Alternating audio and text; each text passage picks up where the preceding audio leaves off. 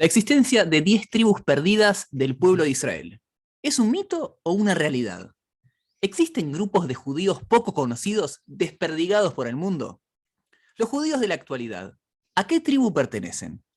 ¿Cristóbal Colón buscaba las tribus perdidas y se chocó con América? ¿Los Ashkenazim y los Sefaradim son tribus judías? De estos temas vamos a estar hablando hoy en Final Abierto. Bienvenidos, mi nombre es Jakub Lipsik. Y mi nombre es Jonathan Berim.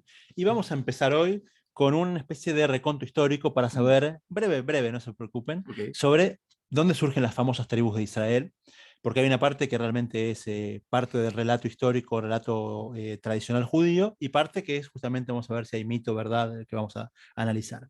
El pueblo judío comienza con sus patriarcas, están Abraham, Isaac y Jacob, son los tres patriarcas del pueblo de Israel. Abraham tuvo dos hijos, uno fue Isaac y otro fue Ismael. Ismael es el padre de la nación árabe, y Isaac fue el continuador de la enseñanza de su padre con respecto al pueblo judío. Después Isaac tiene otra vez dos hijos, Esab y Jacob. Esab, el mundo occidental, quizás asociado mucho con lo que es Roma, y Jacob era el tercero de los patriarcas, que ya justamente fue el último de los patriarcas del pueblo judío, y ya todos sus hijos se convierten en parte del pueblo, ya ninguno quedó descartado como hasta ahora. Es interesante saber que en un momento Jacob está volviendo a Israel y en un momento pelea con un ángel, claro, y le cambian el nombre. Ahí surge el nombre de Israel, que hasta ese momento no existía. Entonces sus hijos, tuvo 12 hijos y una hija, todos... 11 hijos y una hija. 12 hijos y una hija. 12 hijos y una hija. ¿Sí? Sí, 12 hijos, las 12 tribus. Y mínimo una hija, se puede ser que haya tenido más, pero esto es lo que la Torah nos cuenta. Y ellos justamente, estas 12 hermanos, que justamente eran conocidos como los Benei Jacob, los hijos de Jacob, que también eran Benei Israel. O sea, el nombre que hoy en día se usa para el pueblo judío, que es Benei Israel, surge en ese momento, los hijos de Israel. Ellos, bueno, está la venta de Yosef, su hermano termina en Egipto, termina trayendo a todo el resto de hermanos con él por una hambruna, termina en Egipto, la famosa esclavitud en Egipto, las plagas, salida de Egipto, entrega la Torá, y ya de Egipto salen con una estructura mucho más formal de pueblo, porque eran una cantidad mucho mayor, ya no era una familia de hermanos. Un segundo, te freno. Hay un tema con Yosef, porque Yosef ya no se llama una tribu, sino que se dividió entre Efraim y Menashe. Muy ¿sí? bien, muy bien. Las 12, siempre se habla de las 12 tribus, el 12 es un número especial con respecto a lo que es la tribu. Claro, de ahí me maría. La composición del pueblo de Israel. Solamente que cuando la tribu de Yosef se divide en dos, en Efraim y Menashe, fue una especie de regalo que le dio el padre de Jacob. Eran los hijos de Yosef. Los hijos de Yosef, tal cual. Yosef le dijo, ¿sabes qué? A partir de ahora, en vez de ser una tribu, vas a ser dos. Tenés dos hijos, cada uno es una tribu, como que haciendo a tus hijos y te elimino a vos de la historia, porque fue uno en reemplazo del otro. Y en ese momento Leví pierde parte de su estatus. Vamos a ver que siempre son 12. Cuando Leví existe, o sea, cuando Leví es contado, Yosef se cuenta como Yosef. Cuando Leví no es contado, aparecen Efraín y Menashe. Entonces como que compensan y siempre terminan siendo 12. Leví no es contado porque le asignaron un cargo mucho más ritual, donde no tuvo parte en la tierra de Israel, solamente una especie de ciudades sueltas en vez de un territorio hegemónico. Y así fue que siempre fueron 12. Salen de Egipto, como dijimos antes, y van a la tierra de Israel ya con este aspecto de pueblo compuesto por 12 tribus. De hecho, las tribus tenían cada una su bandera, cada una tenía su lugar en el campamento donde estaban, siempre que paraban en el desierto, se acampaban por tribu, no es que se mezclaban entre ellos, cada uno tenía su lugar. Había manantiales de agua, una para cada tribu. Todo se decía por 12, como que eran 12 mini naciones, 12 meses de estados, dentro de una confederación mucho más grande. Con ellos, bueno, entra a la tierra de Israel con Yoshua, con la muerte de Moshe, conquistan la tierra. Muchos años después piden un rey, empieza la monarquía, que se puede llamar monarquía unificada judía, que empieza con el rey Shaul, que fue el rey Saúl, que fue el primero de los reyes de esta monarquía. Después él no lega su reinado a sus hijos, pasa al rey David, el famoso rey David. El rey David sí lo lega a su hijo, que es el rey Shlomo, y con la muerte de Shlomo, el reino se quiebra. El hijo de Shlomo aumentó los impuestos, la gente no quería el aumento de impuestos, él no se echó atrás, no te echas atrás, bueno, abrimos nuestro propio estado libertario, sería con menos impuestos, y ahí surge el reino del norte y el reino del sur. Yehudá, el reino de Israel y el reino de Judá, ¿no? O sea, los nombres oficiales, digamos. Así es, tal cual. Es el reino norte, el reino de Israel, que es el mismo nombre que tenía antes, solamente que antes era el reino unificado de Israel porque incluía lo de abajo, y el reino de Judá en el sur. Entonces, ahí ya tenemos una división entre las tribus que queda un grupo grande, el reino de Israel, que tiene la gran mayoría de tribus, pero el reino de Yehudá mantiene el centro, la tribu de Yehudá y Benjamín también. Así es, sí, sí.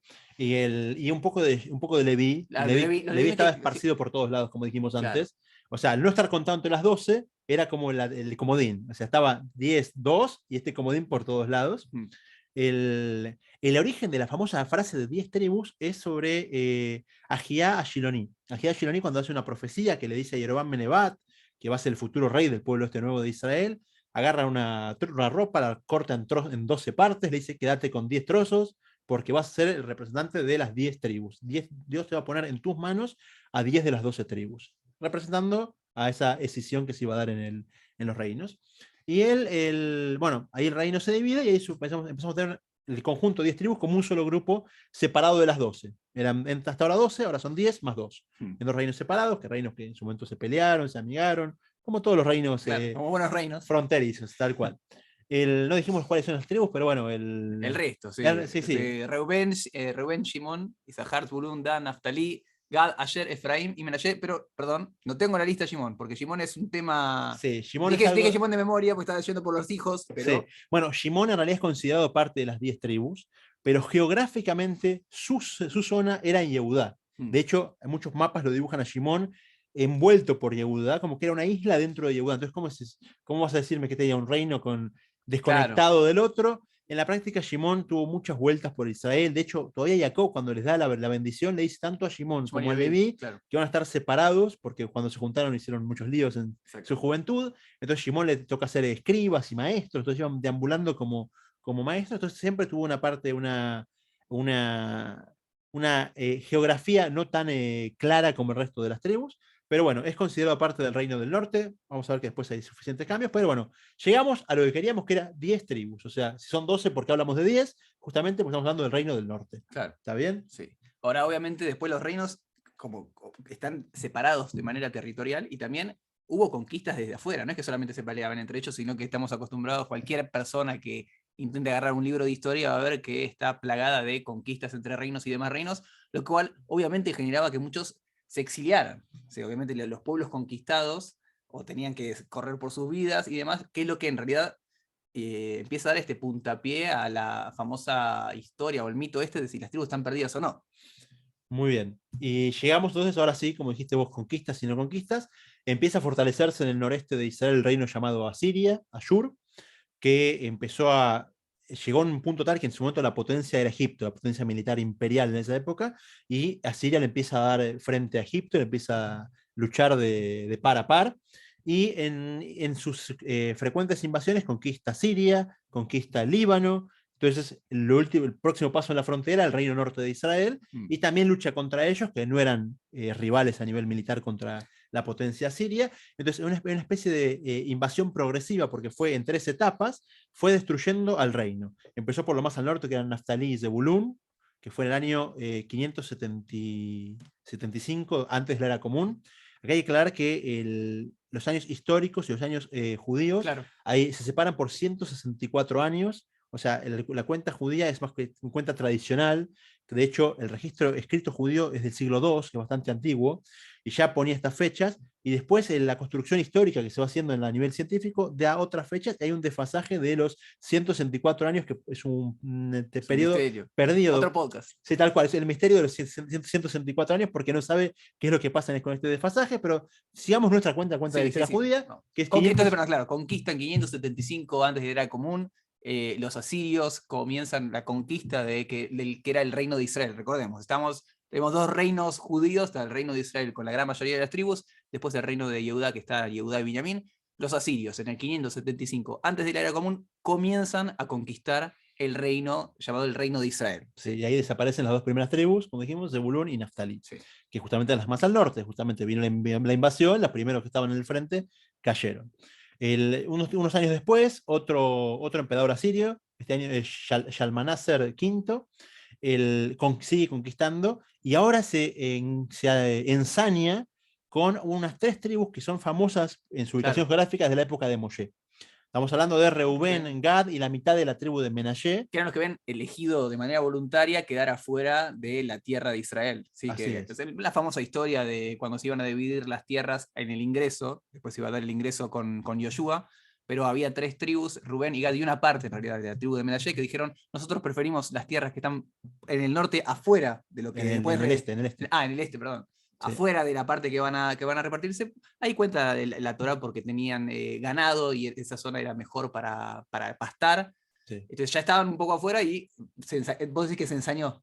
Viniendo del norte, choca contra Zebulún y Naftali. Ahora, viniendo del este, que Claro. él venía del noreste justamente, la primera línea de batalla fueron justamente Reubén, Gad y Menashe, y son las segundas en desaparecer en este proceso de exilio, donde este reino asirio, de hecho, es interesante que el reino de Asiria fue uno de los innovadores de lo que es el concepto de galut, de exilio, porque decían, ¿cómo logramos mantener nuestras conquistas sin que los pueblos se rebelen?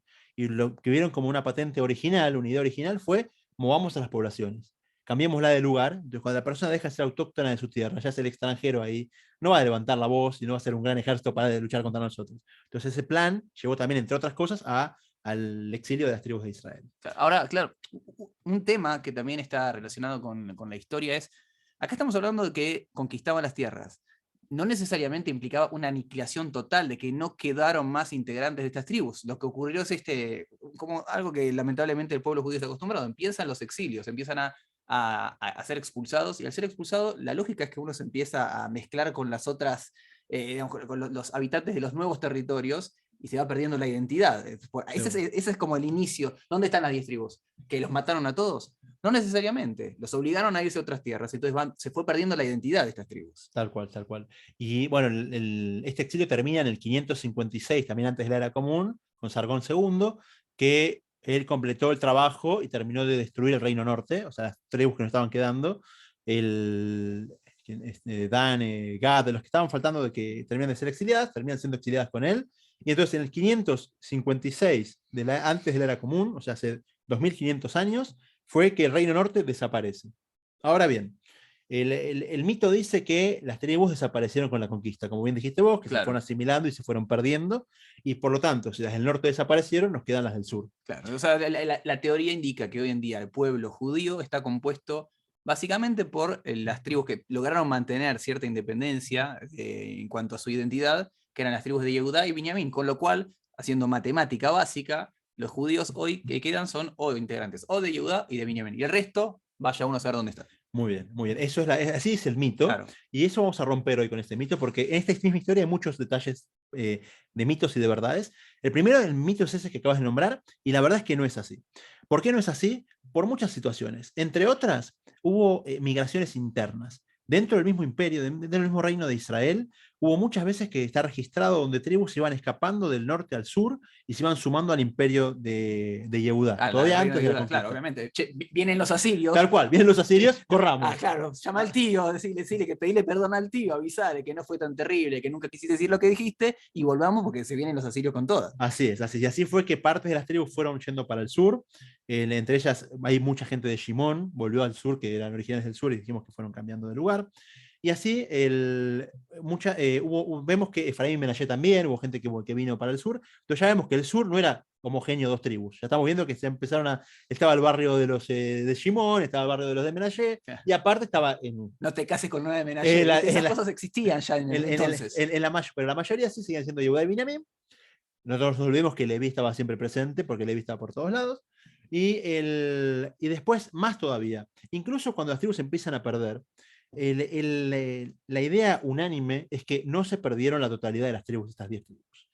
Primero, por lo que dijimos antes de las migraciones previas. Y segundo, por otros dos motivos. Uno de ellos es cuánta gente se llevaron los asirios. Hay una discusión ahí. No, hay una lógica de vuelta, matemática de una conquista. Cuando se conquista el lugar, no es que hay una aniquilación total y ahora murieron todas las personas que habitaban ahí. Evidentemente la guerra habrán perdido los integrantes del pueblo de Israel, pero que quedaron dando vueltas, ¿sí? Quizás el vendedor de pescado siga siendo el vendedor de tal tribu. Seguro, seguro. Y hay pruebas de esto, de hecho. Hay pruebas de siglos después donde vemos representantes de esas tribus donde sí estaban. Entonces vemos que eso ocurrió. Ahora la pregunta es cómo. Entonces hay dos opciones. Una que es la que se basa en los registros asirios de las conquistas. Y cuando Asiria te dice cómo fueron las victorias y cuánta gente se llevó prisionera, primero te dice, por ejemplo, que de Shomron se llevaron 27.290 personas. Del Galil se llevaron 13.250. Y otro tanto de la margen oriental, de Reubén, Gad y Menashe. Entonces estamos hablando que la población judía era muchísimo mayor. Y bueno, y ahí surge la teoría, primero que si hubieran conquistado a todos, hubieran escrito. Sí. Porque es mirá, y los matamos a todos. Tal cual, o nos los llevamos a todos cautivos. Y la verdad que no lo escribieron, y del hecho que no lo hayan escrito, primero ya es un indicio histórico de que eso no ocurrió. Y segundo, que hay una teoría muy fuerte de que se llevaron a los líderes. Se llevaron a la casta gobernante, políticos y militares, cosa de que el pueblo quede, pero ovejas que son fáciles de manipular. Entonces, les impusieron impuestos altos, que era justamente por lo que se habían escapado de Yehudá, que era por los impuestos, ¿Vieron que todo volvieron a lo mismo. Y aparte, dejaron a la gente así, acéfala, sin líder, pero que seguían viviendo en sus territorios. Y la otra situación más que la cuenta la Gemara es que el profeta Irmiau dijo que el pueblo judío depende de todas sus partes. Todas las tribus son parte del pueblo de Israel, entonces no podemos dejar que se pierdan. Entonces, después del exilio, fue con su camionetita y se fue trayendo gente. Claro. O sea, también traen también los comentaristas, si en realidad van a volver todos, hay el tema de la profecía también. Fueron a buscar a los que estaban dando vueltas, traerlos de vuelta para unificar el pueblo de Israel, con lo cual, como mínimo, algún representante de cada tribu había. ¿Sí? Es innegable que hubo una gran matanza y se perdieron gran parte, pero eso no significa que aniquilaron a todas las tribus. Tal cual. E incluso sobre los que se fueron, como dijiste vos, ya le damos pie al nuevo tema, que es el volver o no volver. Y así llegamos al Talmud en Sanedrín. Famoso, es una Gemara famosa. Es una Gemara famosa, ¿sí? en un pasaje del Talmud muy famoso, basado en un pasuk de Devarim, donde habla del exilio, dice que se van a ir, como el día de hoy, hasta el día de hoy. Entonces, el Talmud está discutiendo sobre este versículo, ¿qué pasa con estos 10 tribus que se fueron? ¿Van a volver o no? Claro. Eso, ¿van a volver o no? Y la discusión se da entre Rabbi Akiva, que dice Rabbi Akiva, siempre los sabios del Talmud buscan que de las mismas palabras, del lenguaje que usa la Torá, deducir qué va a pasar. Claro. Entonces dice que va a ser hasta el día de hoy. ¿Por qué dijo hasta el día de hoy? Y se fueron. ¿Para qué me agrega hasta el día de hoy? Ya sé que hoy no están. Entonces dice Rabbi Akiva, del hecho que dijo hasta el día de hoy, dice, así como los días pasan y no vuelven, estos tribus se fueron y no van a volver.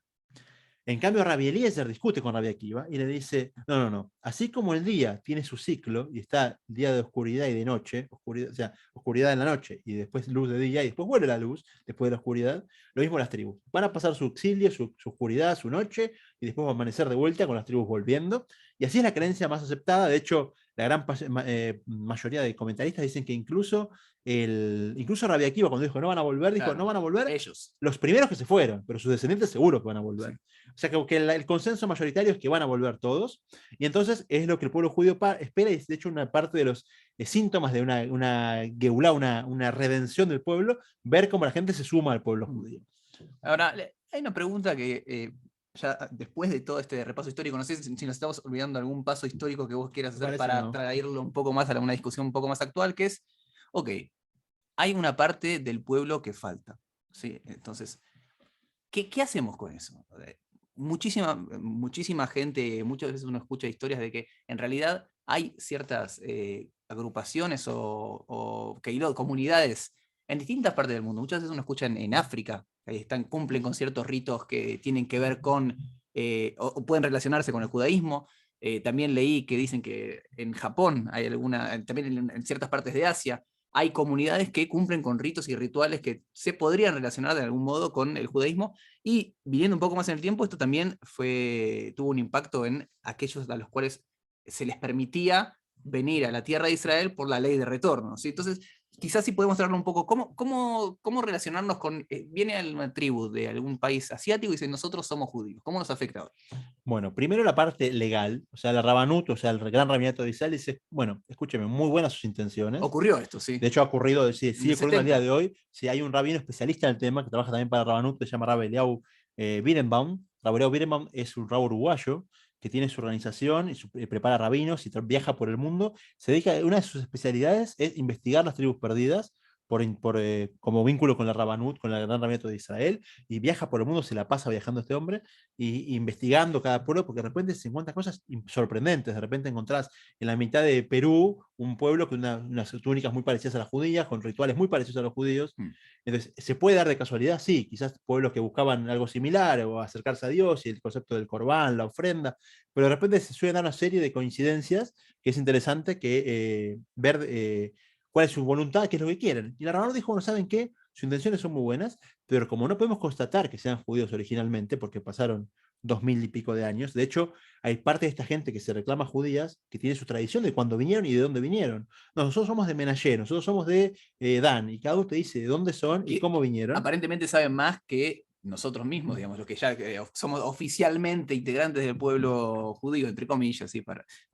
Yo no, la verdad es que uno no tiene idea a qué tribu pertenece. Máximo que uno puede hacer el árbol genealógico Hasta donde llegue. hasta donde llega aquel pueblo, aquellos que sean de la parte de Ashkenazí, de qué pueblo europeo, a qué pueblo de los países árabes de la parte sefaradí, pero hasta ahí llegamos, ¿no? ¿Qué tribu? Sí, Bueno, esa es la grandeza, o no la grandeza, digamos, lo que permitió la tradición de Leví y los Kohanim, digamos, que los Kohanim también es una decisión de los levitas, que ellos sí saben, al menos sí. hay tradición de los padres que eran de Leví o Cohen. Suponemos que saben, incluso tenemos ahí unas ciertas reticencias alágicas, porque sabemos que tampoco podemos constatar 2000 años de historia, pero suponemos que son y suponemos que saben, pero esta gente sí, como decís vos, nosotros sabemos a donde vimos por la ventana la puerta que se cerró con ellos yéndose, Claro. pero ellos que fueron los que se fueron, tienen su tradición de a dónde fueron, cómo fueron, que hay historias interesantísimas, que fueron a China, y de China los echaron, terminaron en la India, entonces es interesante cómo fueron viajando por el mundo y cómo se sienten conectados con esto. El Rabanut dijo, bueno, se sienten como parte del pueblo judío, bueno, vamos de a poco trayéndolos a Israel.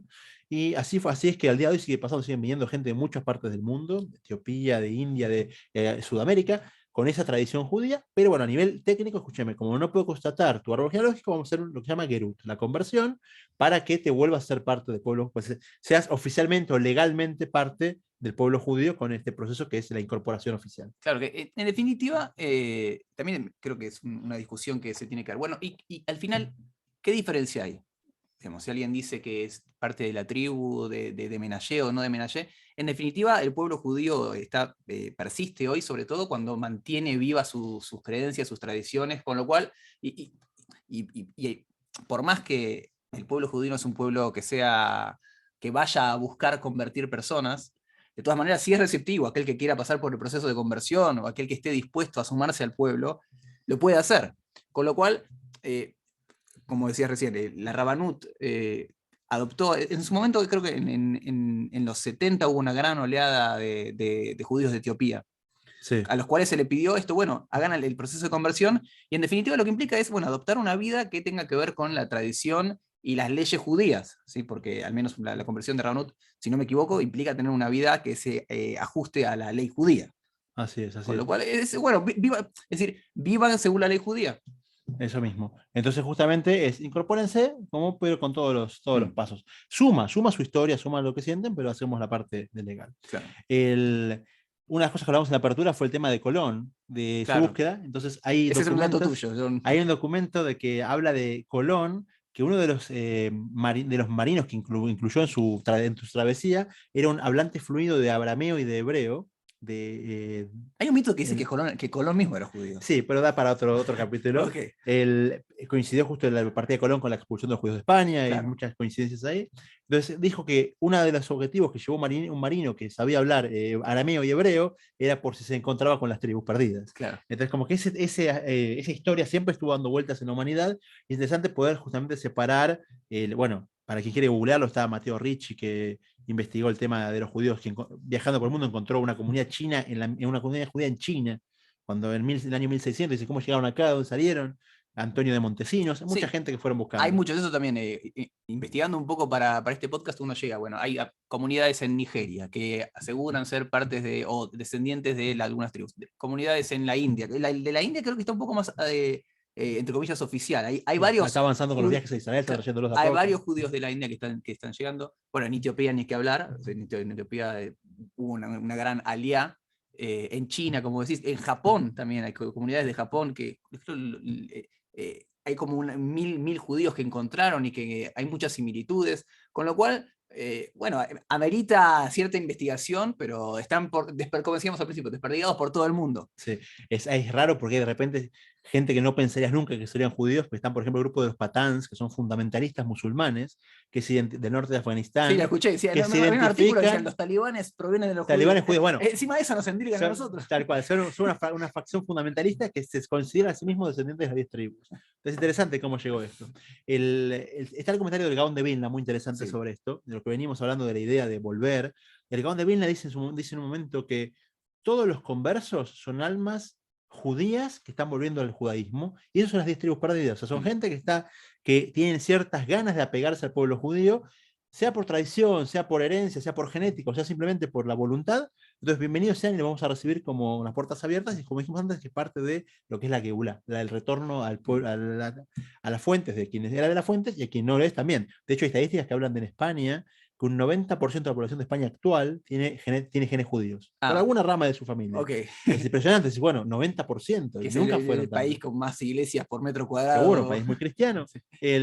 Pero entonces tienen unas raíces justamente que se dieron, pero lo importante más que la genética es justamente cuánto conservan de sentimiento, porque no sirve solo una sin la otra. Lo importante, algo también quizá para cerrar, al menos de mi parte, y te voy a dar pie, es, tenés razón, no para cerrar. Entonces, antes de cerrar, un comentario que es, en definitiva, bueno, las tribus, cuando Jacob le dio la bendición a sus hijos, que sus hijos se convirtieron en las 12 tribus, ahí, cuando uno lee, sobre todo con los comentaristas, uno ve que cada tribu tenía su característica.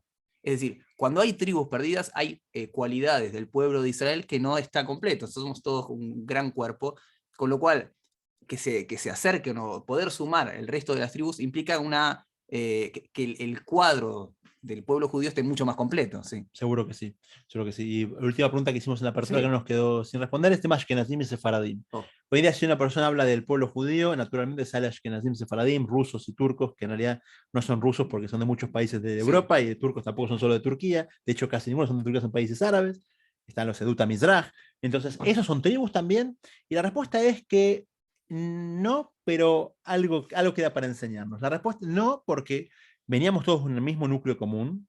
De hecho, cuando llega el segundo templo ya se había perdido casi la división de tribus, y cuando se va al segundo exilio, que es en realidad, el exilio romano, cuando el pueblo judío es echado de la tierra otra vez, en ese momento ya se fueron como judíos. De hecho, judíos porque estaban bajo la bandera de Yehudá, eran todos con ese nombre, de ahí quedó el nombre. Y Ashkenazim y Sefaradim son todos judíos, vienen todos de lo mismo, solo que fueron... a través de los años y las influencias de los entornos, fueron agarrando costumbres. Por ejemplo, el sefaradí como el lahmacun, que es el fatay árabe. Vamos a hacer un programa gastronómico ese, no se lo pierda. El ashkenazí come, no sé, un knishe de papa. Entonces, pero a nivel origen, suponemos, y es lo más probable, que hayan sido todos del mismo origen. Hay teóricos que teorizan de que las principales tribus del momento de ese momento eran Binyamin y Yehudá, por lo tanto asocia más a unos con Binyamin y a los otros con Yehudá, pero son más teorizaciones, especulaciones que algo concreto. Lo que sí, y quizás que con esto cerremos, es que ¿para qué? Como empezaste a hablar antes, el concepto de tribu es formas de llegar a Dios. De hecho, si Al-Arizal habla de que en el cielo tiene varias puertas sobre dónde entran los rezos de cada tribu, de cada costumbre, de cada forma de rezar. Entonces, vemos que también en la forma de servir a Dios, la forma de ser judíos, la forma de ser personas buenas que buscan el crecimiento, también hay caminos, también hay formas. O sea, no buscamos la robotización, sino que había una tribu que era más comerciante, otra tribu que era más de estudiar, otra tribu que era más de cazar y de cosechar. Cada uno tiene su forma de ser. Entonces, eso nos abre la puerta a ver que, como dijimos antes, las puertas en el cielo son 12. Hay un montón de puertas en el cielo. Entonces, cada uno tiene que encontrar su forma de servir a Dios, encontrar con qué se representa más, porque no todos somos iguales, gracias a Dios, cada uno tiene su forma de vivir la vida, su forma de sus gustos, de sus características. Entonces, justamente saquemos esta enseñanza de que una forma de encontrar las tribus perdidas, aparte de lo que vivimos hablando, es encontrar también cuál es la forma de uno de servir a Dios. Entonces, cómo yo dentro de lo que es el marco judío, la halajá, no hace falta que uno salga de ese marco, sino que simplemente dentro de la forma de servir a Dios, también ahí está la creatividad personal de cómo lo voy a hacer para desarrollar ese enriquecimiento que surge justamente de la diversidad. Perdón, pero justo me acordé, creo que el Talmud mismo plantea que muchas veces, si no me equivoco, que era Zebulún, que es una persona que le gusta el mar, seguramente provenga de la tribu de Zebulún. Como que el Talmud plantea que la persona puede encontrar incluso en su inclinación, si empieza a buscar, bueno, cuál era la característica de cada una de las tribus, vemos esta diversidad, como vos decís, y bueno, invitamos a todos los integrantes de cualquiera de las tribus a escuchar el próximo episodio. Hasta acá llegamos hoy. Muchas gracias, como decimos siempre, que nos sigan en las redes sociales, coméntenlo con sus amigos, con los demás, y los esperamos en la próxima. Así es, hasta la próxima y nos vemos.